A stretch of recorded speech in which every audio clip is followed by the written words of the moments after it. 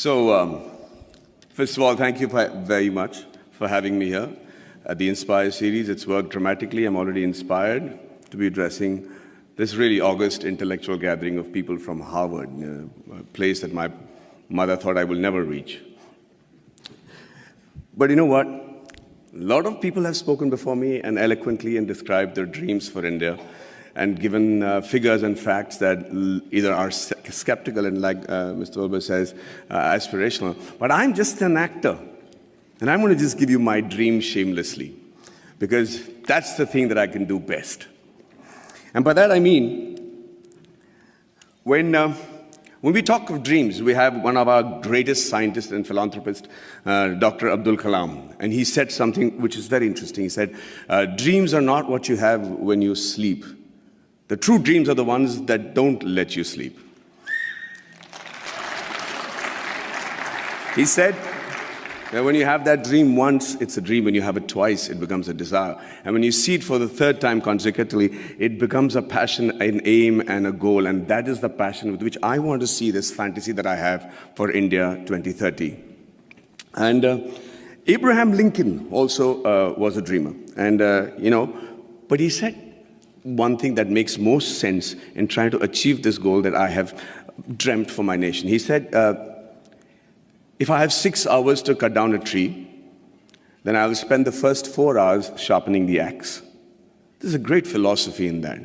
In this era of instant gratification, we just keep thinking we can achieve all these goals by just tweaking this, tweaking that. It's not true. I really believe that, that a missionary zeal is required to make that quantum change that can make 2030 what I'm dreaming about right now. And just let's look at India as a country. What a unique nation, seriously. Thousands of years old of culture and tradition, many invasions, being ruled for many years, and we still somehow managed to maintain our identity. We still somehow have managed to maintain our Indianness, our beliefs, our faith. And, there has been, we have our drawbacks. There is corruption, there is violence, there is differences between the different religions and sects and castes and everything. But I can't help but think, looking at India, at the geography, that we're not doing really that bad. Look at all the other nations around in the world. Look at our neighbors. Compared to that, there is somebody in India who's doing something right for us to be called a growing economy and being projected as the third largest economy in 2026 and the most educated and young nation in the world. And it's still functional democracy.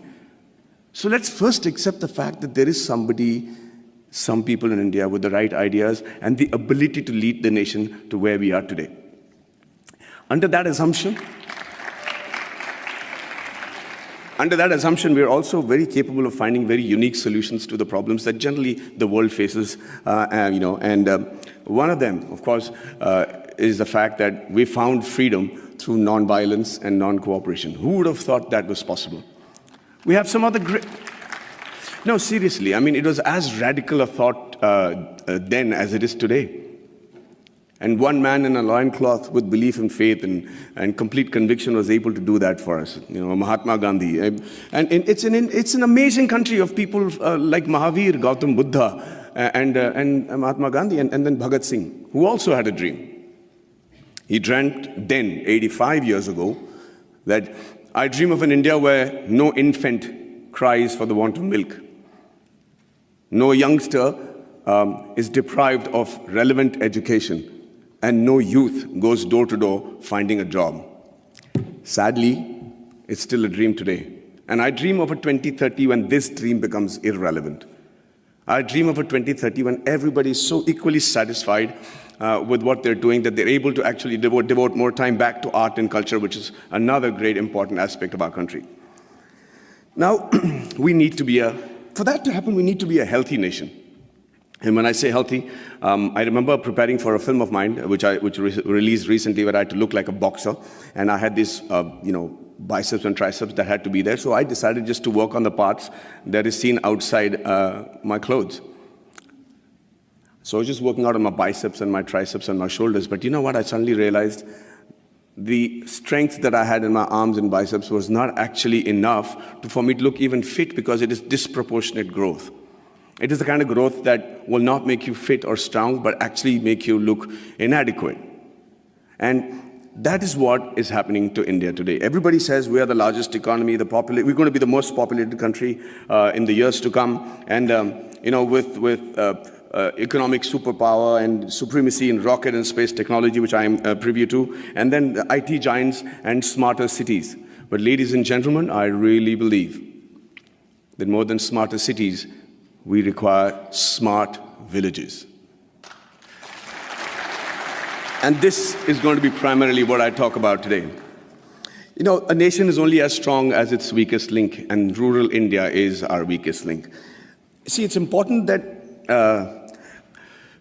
that growth and progress goes hand in hand with the villages also getting onto the same train towards economic freedom, superpowerdom, all the terms that have been coined for a successful country. But that is not happening. The reason being, we're beginning to ignore them.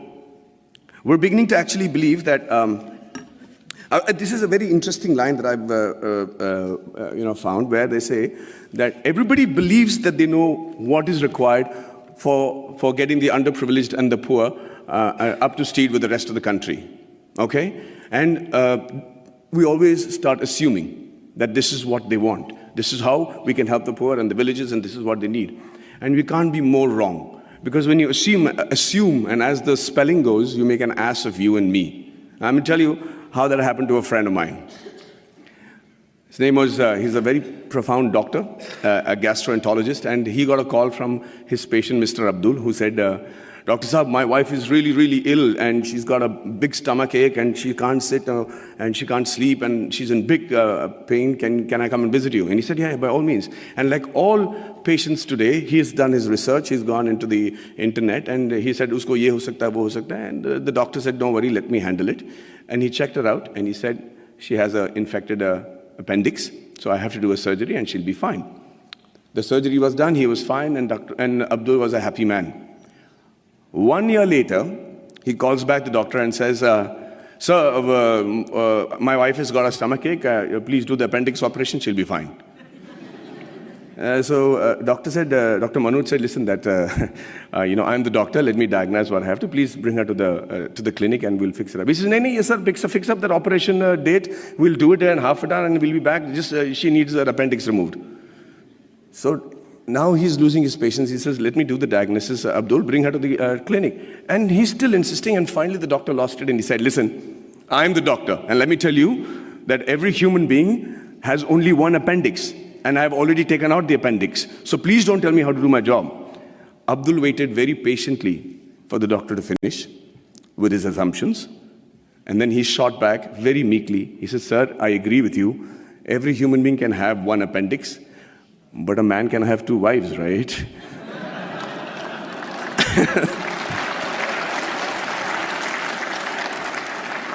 So when we start assuming what the rural India needs, we do what I think is most dangerous.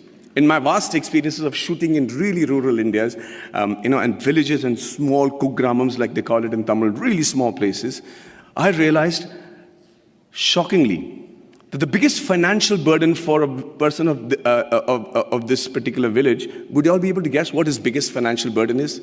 5 minutes? Hey, so I'm going to speak for 20 today. I'm going to reduce the number of questions. I'm prepared. Is that okay? Okay, so can you all tell me, anybody, quick answers, anybody know which is the biggest financial burden for a man in one of these small villages? Sorry? Theft. Health. Okay. No, not health. Not the marriage of a daughter, not education, not, sorry? Liquor. Thank you for reminding me, but no. Say that again. Dowry, no. No. No. No. Oh, let me put you out of your misery. No, I'm saying, what does he need financial assistance for? The answer is the untimely death of a relative, of a senior in their family. That is the one occasion he can't prepare for. There is one occasion where the ceremony demands that he spend a certain amount of money, feed a certain amount of people, use the funeral the expenditures, and that's where he takes the loan, and that's where he gets indebted, and that's where, to escape that particular embarrassment and humility of not having the ability to perform the function every year as is expected of the Indian tradition, that he decides to leave the village because he's made to feel inadequate. Lord Mickle had in 1735 had spoken in the British Parliament and said the only way to rule India is to make the men there feel inadequate. He said, and truly so, that unless he feels that what he has is lesser than what others have, you will not be able to rule him. And within a very short period, they proved themselves right.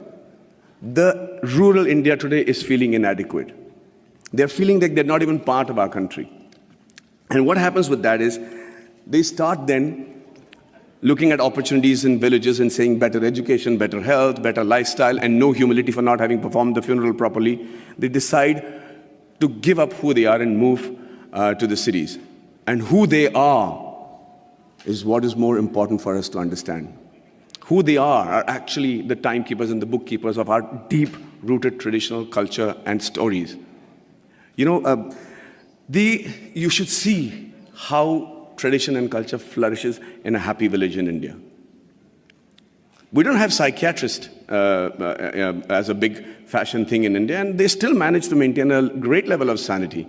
There's a great phrase from the poem If by Rudyard Kipling, where it says, dream but not make dreams your master, think but not make thoughts your aim. Meet with triumph and disaster and treat those two impostors just the same. It's very easy to say it, but how do you treat those two impostors just the same? The answer lies in the tradition and the culture and the books and the epics that are so prominent and predominant in our country. The Bhagavad Gita, the Quran, the interpretation of that in the subcontinent, the Bible, the Guru Granth Sahib, the granny stories. And you know how to handle the diversities and the setbacks, and you're able to sit back, reassemble yourself, come back and fight with the same glory again. And when you don't give a villager that, you're depriving him, we're depriving ourselves of what I think is one of the most important survival tools in today's world, which is the culture and tradition. So I dream of a 2030 where rural India is as developed as the rest of the world, was as aspirational as the rest of India, and where the villager is provided with the same opportunities as it is available in the cities. And after a hard day's work, a villager is actually able to come back, sit down, have a drink, put his feet up, and start thinking about art and culture and poetry. That would be a dream that I have for 2030, a practical dream that I have for 2030. And the dreams that your parents and my parents had when we were in college, urban middle class, where everything revolved around the boy studying hard, getting into a technical college of a repute, and then getting into a reputed management college, and finally, the green card. And if it was the girl, then it was a spouse with a green card. I dream of a 2030 where students the world over will dream of a blue card, will dream of having once actually come to India and study and imbibe the knowledge that we have as a nation. It used to be true. We were the first university in the world. Nalanda was a university where people came in from far and wide. So it's not a pipe dream. It's a practical dream that I have, and I think that's easily attainable. And finally, before I wind up, I think I dream of a 2030 where we have a meritocratic electoral base which selects its leaders and whose leaders believe that it is more important to serve with a missionary zeal to serve the nation rather than rule it. There is another stanza from the same poem which says that if they have the ability to talk to the crowds, yet keep your virtue, walk with kings nor lose the common touch, if neither good friends nor foes can hurt you, yet all men count with you, but none too much. If only the politicians understood the gist of that line, we would have a progressive country by 2030 where we'll all be proud of not just the way the country is running, but also proud about our politicians. And finally, I'm an actor. And the dream that I have for myself is that in 2030, I'm as relevant, I'm as handsome, hopefully, but If age was to catch up, then they probably would have mapped my face by then and used technology to make me look as young or old as the role desired me to look, and I'm still able to romance the pretty young things that will be part of the industry in 2030.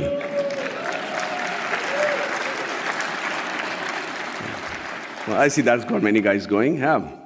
And finally, as an actor, I'm used and prone to dialogues. I love to speak dialogues, and I recently found a line that blew me apart, and I thought was a phenomenal Hindi film dialogue, where this great gentleman had said that whatever I am today, and all the achievements that has been possible by me, and what will eventually also be possible by me in the near future, is all because of my angel mother. Do you know who said that? Do you know who said that? Shockingly, Abraham Lincoln. So I dream of a 2030 where every Indian says the exact same thing about his mother, and not just about his mother, but also about his motherland. And also, for the sake of posterity, about his mother-in-law. But hey, ladies and gentlemen, what do I know? I am an actor. Thank you very much for your patient hearing, and